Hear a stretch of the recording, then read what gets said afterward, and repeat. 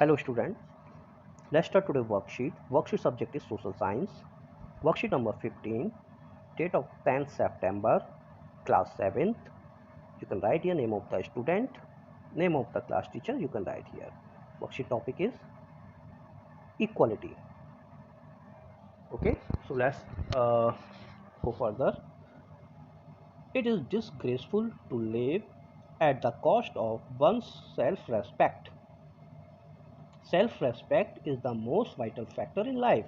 ठीक है, सो worksheet subject is equality, समानता है. इट इज़ डिस्ग्रेसफुल, यह बड़ा ख़राब है, मतलब किसी का आत्मसम्मान के बिना जीना एक वाइटल फैक्टर इन लाइफ, मतलब मोस्ट वाइटल फैक्टर है लाइफ में, एक बिना आत्मसम्मान के जीना. डिस्ग्रेसफुल मतलब बड़ा डिस्ग्रेसफुल है, ग्रेसफुल नहीं है. मतलब self without it man is a cipher, मतलब एक तरीके से कुछ भी नहीं है. बहुत चीप बात होगी कि बिना बिना किसी डिग्निटी का और सेल्फ रेस्पेक्ट के साथ जीना. ठीक है, किसी की जब सेल्फ रेस्पेक्ट ही नहीं है, खुद के अंदर ही उसको अपने ऊपर रेस्पेक्ट नहीं है, या किसी को उसके आत्मसम्मान की चिंता ही नहीं है, तो बड़ा ख़राब हो जाता है उसका लाइफ में जीना. जी भी नहीं पाता वो उस तरीके से सही ढंग से, तो वो जीना भी जीना नहीं कहला पाता. ठीक है, तो to live worthily with self respect one has to overcome difficulties. ठीक है,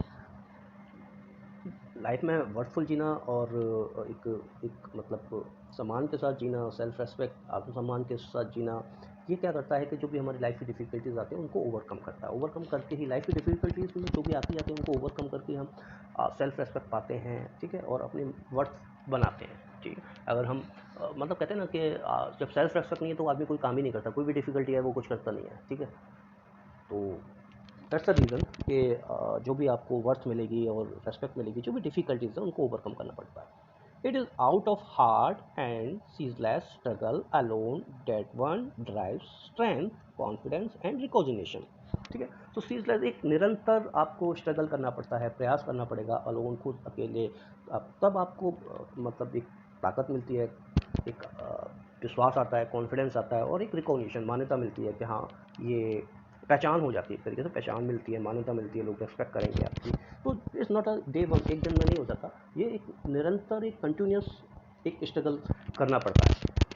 ठीक है, मैन इज़ मॉर्टल. ठीक है, मनुष्य मतलब आदमी जो है उसको एक ना एक उस दिन उसकी मृत्यु होती ही है.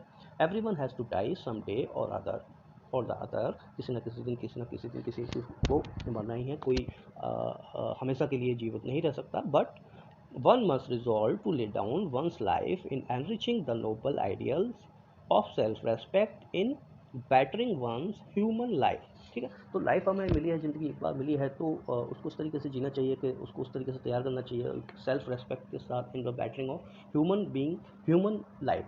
ठीक है, और ह्यूमन लाइफ के लिए कुछ, ह्यूमन की ज़िंदगी को आसान बनाने के लिए कुछ करना चाहिए.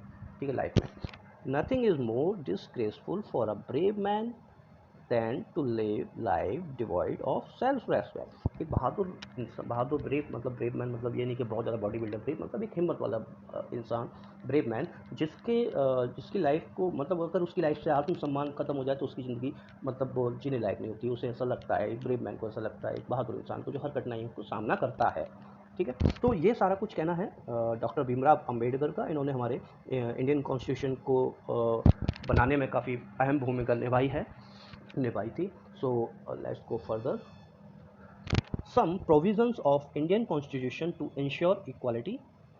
So what is the provision? Some provisions है इंडियन कॉन्स्टिट्यूशन में और इक्वलिटी को, इक्वलिटी के ऊपर, like every person is equal before law, no person can be discriminated on the basis of their religion, caste, race, place of birth and gender. No मतलब कोई discrimination नहीं है cast में, जेंडर में. ठीक है, प्लेस ऑफ बर्थ में. So that's the government मतलब Indian constitution. Every person has the access of public place. So every person should have a access to public place. यानी कि कुछ ही लोगों को लिमिटेड एक्सेस है कि यही लोग पब्लिक प्लेस का यूज़ कर सकते हैं. पब्लिक प्लेस लाइक आपके स्कूल्स हो गए, मतलब गार्डन हो गए, ठीक है, पब्लिक ट्रांसपोर्ट हो गई, तो कोई भी यूज़ कर सकता है, चाहे वो किसी भी धर्म, जाति, लिंग, कोई भी, किसी के आधार पर कोई इस किसी भी आधार पर कोई अनइक्वालिटी नहीं है. Untouchability has been abolished. ठीक है, सो अनटचेबल मतलब एक तब छोटे से छोटे मतलब तबके के लिए चीज़ें, स्कीम्स और वो कानून बनता है। ठीक है, तो इस चीज़ का लाभ नीचे से नीचे के लोगों तक पहुँचे। सो let's go further. So what is this? The two way in which the government has tried to implement the equality that is guaranteed in the constitution is first through laws and second through government programs or scheme to help disadvantaged communities. ठीक है, so government ने क्या किया कि इस equality के जो provisions हैं इनको इनके लिए इनको अच्छे तरीके से लागू करने के लिए कानून बनाए। ठीक है, और कानून के साथ साथ कुछ गवर्नमेंट ने अपने गवर्नमेंट प्रोग्राम सरकारी योजनाएं बनाई। ठीक है, स्कीम्स निकाली उन लोगों के लिए जो डिसएडवांटेज कम्युनिटीज़ के लिए जो जिन्होंने बहुत सारी असुविधाएं और उस तरीके से पुराने बीते वर्षों में सहन किया है। ठीक है, सो there there are several laws in India that protect every person's right to be treated equality।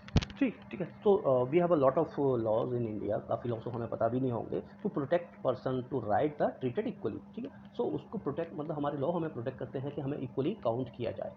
ठीक है, in addition to law, the government has set up several schemes to improve the lives of community and individuals who have been treated unequally for several centuries। ठीक है, law के साथ साथ क्या है, government की स्कीम्स, गवर्नमेंट के several scheme to improve life of community and individual. ठीक है, so setup treated unequal for several century, बहुत पुराने सालों में, जैसे 50 60 70 100 साल पहले। ठीक है, कुछ कम्युनिटीज़ ऐसी होती थी जो जिन पे बहुत सारे अत्याचार हुए थे और वो कभी आगे नहीं, तो बिकॉज वो आत्मसम्मान खत्म होने के बाद ही वो जी रहे थे। ठीक है, तो उनके कुछ भी वो उनको अपॉर्चुनिटी नहीं मिलती थी, कोई अवसर नहीं मिलते थे, तो उनकी लाइफ को इम्प्रूव करने के लिए गवर्नमेंट बहुत सारी स्कीम चलाती है। These schemes are to be ensure greater opportunity for people who had not have in this past। ठीक है, तो ये स्कीम क्या है कि उन लोगों को अपॉर्चुनिटी देती जो पास्ट में जो कम्युनिटी उन कम्युनिटी को उन जातियों को ये अपॉर्चुनिटी मिलती है कि पहले उनको कुछ भी नहीं अपॉर्चुनिटी मिलती थी, तो अब उनको ज़्यादा से ज़्यादा अवसर दिए जाएँ। ठीक है, so we will discuss in detail video further. So let's go here. Mid day meal. ठीक है, this refers to programme introduce in all government elementary schools to provide children with cooked lunch. ठीक है, so अब जैसे कि ये mid day meal scheme है government की, सो इंट्रोड्यूस किया गया कि गवर्नमेंट एलिमेंट्री स्कूल, सरकारी प्राथमिक विद्यालय जो हैं उनमें क्या किया जाए, बिकॉज हम बच्चों से ही ये इक्वलिटी, और अगर छोटे बच्चों से ही ये अनइक्वलिटी अगर दिमाग में आती है तो आगे तक चलती रहेगी। इसको ख़त्म करना है तो हमें एजुकेशन स्ट्रॉन्ग करनी होगी, और एजुकेशन स्ट्रॉन्ग करने के लिए हमें बच्चों को ये स्कूल से ही हटाना पड़ेगा, ये भेदभाव, ये सारी चीज़ें। सो गवर्नमेंट ने ये स्कीम चलाई थी to provide the children cooked lunch. Tamil Nadu was the first state in India to introduce this scheme। ठीक है, Tamil Nadu was the first state to introduce this scheme। And 2001 the Supreme Court asked all state government to begin this program in their schools within 6 months। ठीक है, then फिर 2001 में supreme court ने order किया कि ये जितनी भी सारी इंडिया की सारी स्टेट में ये सारे स्कूलों में 6 महीने के अंदर अंदर लागू किए जाने वाली scheme. This programme has had many positive effects। These include the fact that more poor children have begun enrolling and regularly attending school। ठीक है, तो जब ये इससे पॉजिटिव इफेक्ट क्या आए थे, पॉजिटिव इफेक्ट ये आए कि बहुत गरीब बच्चे जो हैं उन्होंने भी स्कूल आना शुरू किया, बिकॉज पहले वो स्कूल ही नहीं आते थे, बिकॉज खाने की व्यवस्था भी नहीं होती, तो खाने के लिए ही वो पूरे दिन कुछ ना कुछ करते रहते थे, तो स्कूल में आए, स्कूल में उनको खाना मिला, फिर उन्होंने स्कूल में उनको एजुकेशन भी मिलने लगी। ठीक है, तो अटेंडेंस रेगुलर उनकी अटेंडेंस भी बढ़ गई। Teachers reported that earlier children would often go home for lunch and then not return to school. But now with the midday meal being provided in school, their attendance has improved। Obviously जब पहले क्या है कि जब scheme नहीं थी तो lunch पे क्या है, बच्चे अपना घर जाते थे खाना खाने के लिए, किसी का घर दूर है या कोई काम लग गया वो लौट के ही नहीं आता था, बाकी इंटरवल के बाद की पढ़ाई वो करते ही नहीं था।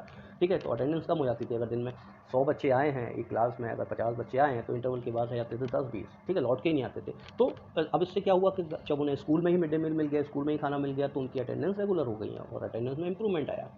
This programme has also help reduce caste prejudice. तो इससे ये भी हुआ कि एक ही क्लास के हर कास्ट के अलग अलग कास्ट के बच्चे हैं, लेकिन वो साथ में बैठ के खाना खा रहे हैं। ठीक है, तो अभी से ही उनके माइंड में जब साथ बैठ के एक दूसरे को फ्रेंड बना के खाना खाना और ये सारी चीज़ें रहेंगी, तो माइंड में कास्ट और ये कास्टिज्म सब ख़त्म हो जाएगा। तो बचपन से ही अगर ये किया जाए तो इससे इम्प्रूवमेंट आ रही है। तो anyway, so even though persons are aware that discrimination is against the law, लोगों को पता है डिस्क्रिमिनेशन अगेंस्ट है कानून के, लेकिन दे continue to treat people unequally on the basis of their caste, religion, race, different able, economic status and gender। पता होने के बावजूद भी लोग डिस्क्रिमिनेशन करते हैं। क्या पता होने के डिस्क्रिमिनेशन के अगेंस्ट एक कानून है फिर भी करते हैं। It is only when people begin to believe that no one is inferior and that every person deserves to be treated with dignity that present attitude can change. ठीक है, तो ये गवर्नमेंट चाहे कितनी भी पॉलिसी लेके आए, कुछ भी करके आए, लेकिन हमें अपने अंदर से बिलीव लाना होगा, हमें स्टार्ट करना होगा, गवर्नमेंट के साथ सपोर्ट करना होगा। तो जब हम अपनी कम्युनिटी में अनइक्वालिटी को मिटाने के लिए या इक्वलिटी को सहयोग करने के लिए हमें खुद ही बहुत सारी चीज़ें करनी होंगी। अपने एटीट्यूड को चेंज करना पड़ेगा, हमें बताना पड़ेगा कि सभी को आत्मसम्मान के साथ डिग्निटी, इंटीग्रिटी सबके लिए ज़रूरी है, डिग्निटी सबके लिए, सेल्फ रेस्पेक्ट सबके लिए ज़रूरी है। तो ये जब तक हमारे अंदर बिलीव नहीं आएगा, एटीट्यूड हमारा चेंज नहीं होगा, तब तक कुछ नहीं हो सकता। चाहे कितने भी कानून बन जाए, चाहे कुछ हो जाए, तो एटीट्यूड हमें अपने अंदर चेंज करना होगा।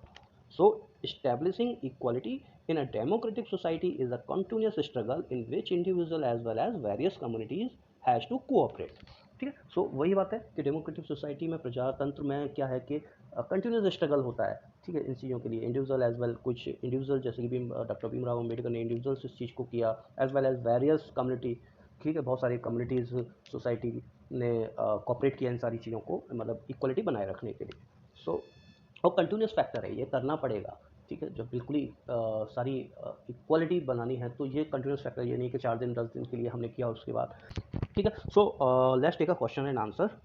Answer the following question. Question number 1, mention some provisions of the Indian constitution to ensure equality. So we read this here, some provision of Indian constitution to ensure equality. This is the answer of question number 1. So what the first, every person equal law. Second, no discrimination. Third, access public place. Fourth, untouchability has been abolished. So these are the answer of question number 1. And take a question number 2. How does midday meal help to ensure equality? Describe. So I have written here question number 2. Answer number 2. The midday meal system promote equality because it helped to reduce caste prejudice, as both upper and lower caste students used to eat meal together and few places Dalit women are appointed to cook food। ठीक है, सो ये वही है कि हम बच्चे सब एक साथ जब खाना खाते हैं, और ठीक है, तो वहाँ पर कोई कास्टिज्म नहीं है कि कोई ये लोअर कास्ट है या अपर कास्ट है, सारे एक ही क्लास के बच्चे हैं, स्टूडेंट हैं। ठीक है, प्रेजुडिस नहीं हो रही है कहीं भी। और जो मिड डे मील बना रहे हैं वो दलित वुमेन को अपॉइंट किया गया कि आप उनको आप खाना बनाइए। ठीक, so this the answer number 2। और let's take a question number 3। Suggest some measures to ensure equality in society. So I have written here, if you have some more suggestion, so you can write yourself। So I have written 3 suggestions। Every religion should be treated as equal, सभी धर्म को समान मानना चाहिए। Government should start scheme for poor people so that they should also get benefit. ठीक है, government को और स्पेशल स्कीम्स चलानी चाहिए पुअर पीपल के लिए, जिससे कि उनको भी बेनिफिट मिल सके और अपॉर्चुनिटी मिल सके। And third is untouchability should be stop. ठीक है, so these are the 3-4 points। So students, this worksheet has finished, so please like this video, subscribe the channel, so you will get a notification for next worksheet। Thank you, have a nice day।